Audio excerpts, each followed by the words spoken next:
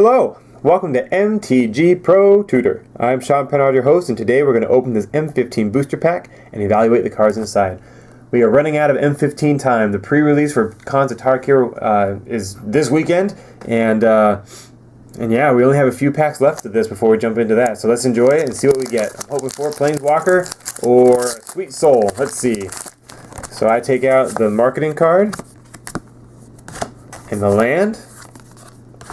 And then our rare is Phytotitan. Wah, wah. So I actually got Phytotitan as a first pick in a draft I did earlier this week, and I didn't really know what direction to take. Like, he's big and, you know, 7/2 for 6 mana, and he comes back, you know, over and over and over again, but he comes back in a very awkward and slow way. He comes back tapped on your next upkeep. So he dies, and then on your next turn, you go untap, upkeep. He comes into play tapped, draw. Then you take your turn, and he is, he's tapped. And then on your following turn, he untaps. So you get him every other turn when he dies, which is kind of weird. He is a 7/2, so you can swing right in for 7 mana, and they are. What he does is he gives you inevitability, right? Because 7 damage is going to. It's going to either kill them or kill their creatures, right? So eventually they are going to fold. You know, they're going to fall under the pressure. The only problem is it's going to be a long time because you get him every other turn. So if you can ramp him out, you know, a couple Elvish Mystics and some, you know, you can ramp him out on like turn 5 or on turn 4. If you can get this guy down somehow on turn 4, that'd be great, you know. so he's not like an automatic first pick, but he's not a cast off rare either. So clear the path. We're not going to take. You destroy a creature with Defender. Triplicate Spirits, probably the best common in M15. So that's pretty high up on the list. Let's see what else we have here. Glacial Crasher, a 5/5 for 6. So would you rather have a 5/5 for 6 that can only attack as long as there's a mountain, or a 7/2 for 6? You know, I don't know. Zoff Shade, a 2/2 for 4 mana. Not too hot on this. Hunter's Ambush is the one-sided fog, so it prevents all damage by non-green creatures, so I'm not first picking that. Selfless Cathar is a great backup, great support for the Triplicate Spirits that we saw here. It's a nice 1-drop.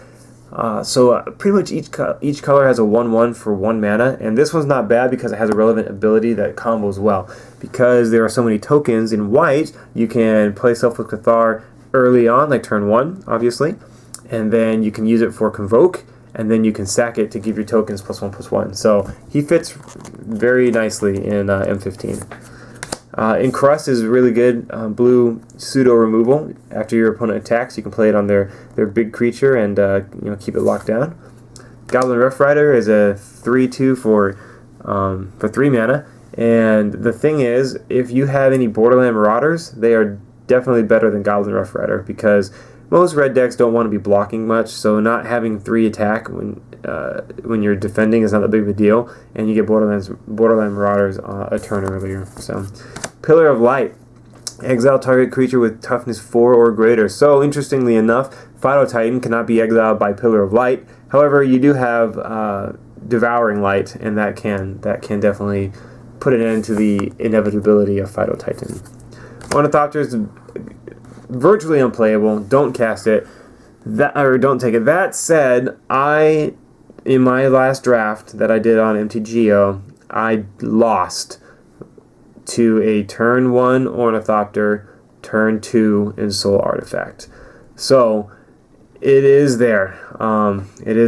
But I mean, if I would have been able, of course, right? Oh, if I this, if I that, yeah. If I would have been able to destroy the Ornithopter, then yeah, we would have been in business. But generally speaking, you don't want the Ornithopter. Maybe after you have if you get to draft 3 Ensoul Artifacts, so you know that bad boy is going to be popping up, reasonably often in your deck, then you can take an Ornithopter. But generally speaking, most decks do not want an Ornithopter. Juggernaut. This is a perfectly reasonable artifact here. It's a 5/3, and it attacks each turn of Able. It cannot be blocked by walls, so that's kind of nice. However, since it does have to attack each turn, it's eventually going to die.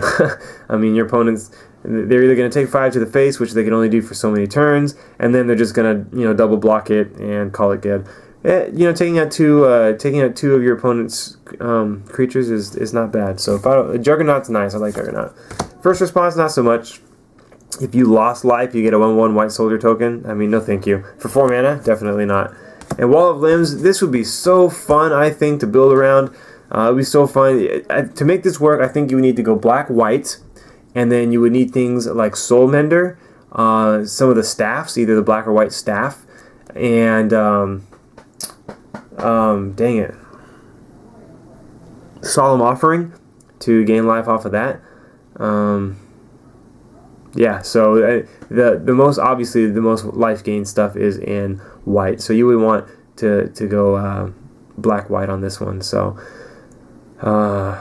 you could draft a Wall of Limbs and then a Johnny's Pride Mate, and really make a deck out of that. But there's no saying that you're actually gonna get it. All right, so best cards: Juggernaut for sure, Triplicate Spirits, and Phytotitan. So here we have it. These 3 guys right here. I don't know. I really don't know. Triplicate Spirits is amazing. It really is that good of a card that I'm throwing it in the hat with these other ones here. Phytotitan, I don't know. I just haven't been too impressed with. I haven't seen it much this season, so it's a tough choice. Juggernaut, a 5/3 for 4 mana. That's nice. It fits in any deck. It keeps you open because it is an artifact. So you can get around not attacking with it if you tap it for Convoke. So that's kind of nice. So I would say, honestly, because the deck is so strong, I would probably take the Triplicate Spirits. I'm also just more comfortable with that. So my second pick would probably be the Juggernaut, and then followed by the Phytotitan. Again, it's such a clunky, weird, recurring ability that you do have inevitability, but it's going to take you a long time to get there, and so that's why I kind of rank these other cards higher.